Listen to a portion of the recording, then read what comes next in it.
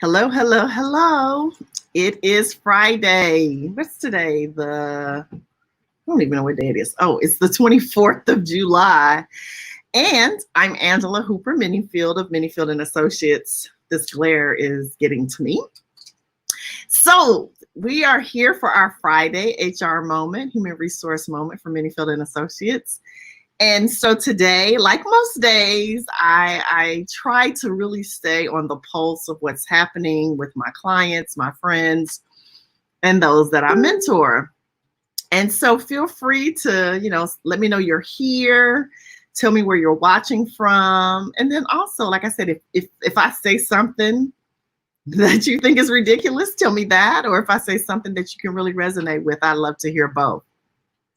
So today's topic is not as much as a question, as we've typically had. It's more of a dichotomy that I think a lot of people struggle with. So today we're talking about feelings versus facts.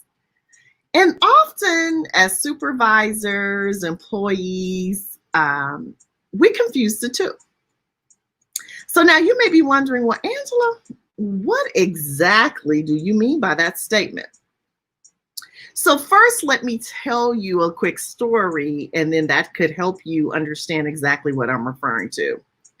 So I was talking to a client, and the client shared that they felt they were underpaid. And of course I listened because, that matters, right? We want people to feel adequately compensated for the work that they do. And so I said, well, okay, tell me a little bit more about that. And the person said that based on what they had an awareness of or what they felt, so now we're getting to feelings, that they were doing on their job, that they should be making more money. And so as we proceeded to have this discussion, it just became really clear to me that everything that they, quote unquote, felt was based on feelings. And it's not to suggest that feelings are, not valid and are not justified. But I think when we expect other people to make decisions based on our feelings, we are misleading ourselves. And so when it comes to things like, we just talked about working or salaries, do your feelings matter? I would argue no, because of the fact that, again, I would say that how you feel about your salary is important, but it's not going to move the needle. And so what do you think I mean by that? So this person was sharing with me that they felt as if they should make more money. And I said, well, what are your tangibles? What are your metrics? Can you talk to me about, based on your performance metrics, your KPIs and things like that, like if the goal is to have 100%, 80% is the range, whatever it is, when I stack you up against your peers, the people who do the same work that you do, where are you? Are you in the top 2? Are you in the bottom 2? If it's 10 of you, are you number 5, 6? Where would you be?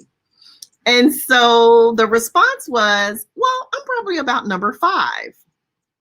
So I smiled, because again, this was a face-to-face session. And I just said, well, I'm just going to be really transparent with you. If it were me, and I were the decision-making person, I don't know if that would move the needle for me. Now, I need to also qualify some of the background to this story and say that this person has just received some additional compensation. They just feel it's not enough, right? And so my response as an HR professional, again, HR instructor, SHRM certified, HRCI certified. So I understand how salaries are created, also how organizations figure out compensation plans. You cannot walk into a room and say you deserve a raise solely because someone else in the organization may be making more money than you. And so here's an example of something that actually happened to me. So when I was promoted, and again, most of you know, I spent about 28 years in the federal government. And ultimately, by the time I left, I was actually a 15 step 10, which is on civilian pay, the highest level is like grade 15, step 10. There is nowhere else to go, right? You just get your COLAs, your cost of living adjustments, but there are no more promotions. So I had, in the civilian world, maxed out. And it's an accomplishment I'm proud of, so I'm not minimizing it. But I remember when I first became a GS-15 and I had a staff of directors that reported to me. Well, one of my directors was a GS-15 as well. And on the federal pay scale, there's a band, right? And some salaries, they're bands. So there's a range you make from a 1 to a 10. In federal and some private sector jobs, they may say this job pays between 40 to 60,000, right? But there's typically pay bands. And where you fall on the band is based on, sometimes experience, the amount of time you were in the lower level and things like that. So long story short, this gentleman made more than me because he had been a 15 longer than I had been, and I came to a 15 from a 14. And the odds are that I would never catch him, because you get the steps within the band based on, seniority. So he would always have been a 15 longer than me. The only thing that happened ultimately was we were both 15 step 10s, but I would never make more money than him. But I didn't have an issue with that because the job that I was hired for, that was the pay scale. And so I've just never been that person to get caught up in, well, this is what I make compared to somebody else's, provided that I am making what I agreed to make, what I negotiated for, if it was a negotiation, and or what the job says I should make. So as employees, sometimes we get caught up in some things, again, about our feelings. Now, some of the disparity in this particular organization is based on location. So employees in one region, based on cost of living, make more than employees in another region. So this person's pay is based on where they were hired in their region. It makes sense.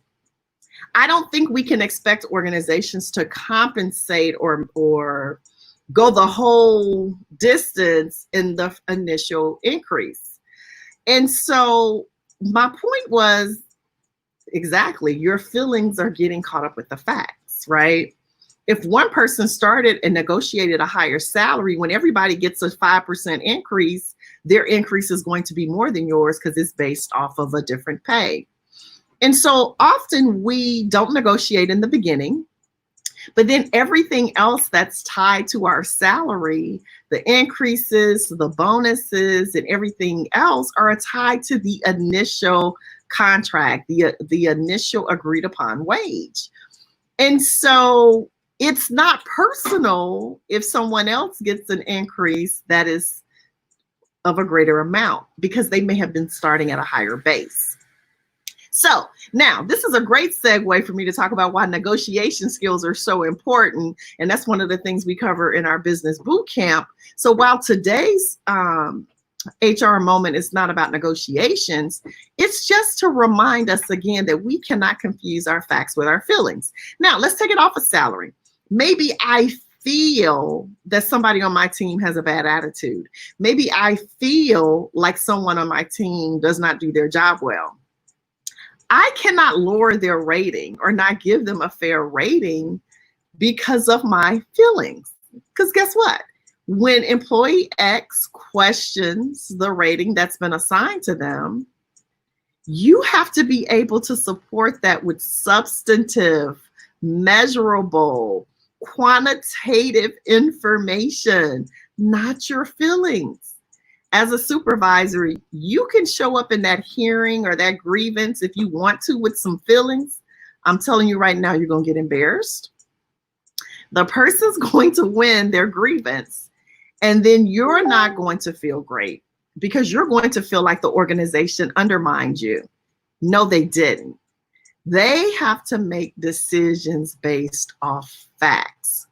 So as we get ready to bring this video to a close, because, you know, I try really hard to keep them at 10 minutes. These are just moments, not training. If you want training, let me know. But if you find you are justifying your decisions, why you do what you do, your energy about your job, whether or not you feel appreciated, and I use the word feel there too, but anything based on, and you use the word feel, ask yourself, do I have facts to support this? Now, I ask that question as well because some of us are more relational. So we would inherently use the word feeling more than those of us who are more task focused like myself. I will tell you what I think more than I tell you what I feel. Having said that, I could take the same topic and talk about the difference between what you think and what is fact, because your thoughts aren't necessarily facts either. If you cannot support your decisions, your responses, your impressions, and how you move forward with a fact, I would highly suggest you revisit your position. So this is why I say feelings versus facts, right? Don't get caught up in what you feel. And again, this could mean in our personal life too, right? I mean, I've heard people say, well, I don't feel, appreciated. And yeah, I've said that. So I'm laughing when I say it out loud. But the truth of the matter is maybe I am appreciated. Maybe I just am not being appreciated the way that I want to. So maybe that's the conversation. Like if I were to ask the person who I said that about, did they appreciate me? They may say yes. And they may have some examples of how they've been demonstrating that in their mind, but it doesn't meet my standard because maybe my love language is different, right? So you know me, I always got to throw a little personal in there too, because as I said on the podcast I shared today, and guys, listen to it, it actually turns out pretty good.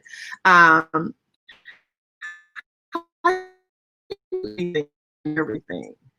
So thanks so much for that teaching, Paul Martinelli. You have definitely changed my life in ways that I cannot express. So again, Angela Hooper-Menifield, Menifield Associates, HR moment for Friday, July 24th, 2020. Please put a note in your calendar. My new radio show starts August 6th, 2020 on the International Business Growth Network. I am really excited to be a part of that team. And some other things are coming down the pipeline too. Let's just say there is such a thing as the law of momentum, and it is definitely taking place. I appreciate you guys. I respect you. Have a great weekend. Everybody, please stay safe. Please stay safe. Take care, and I will talk to you soon. Bye.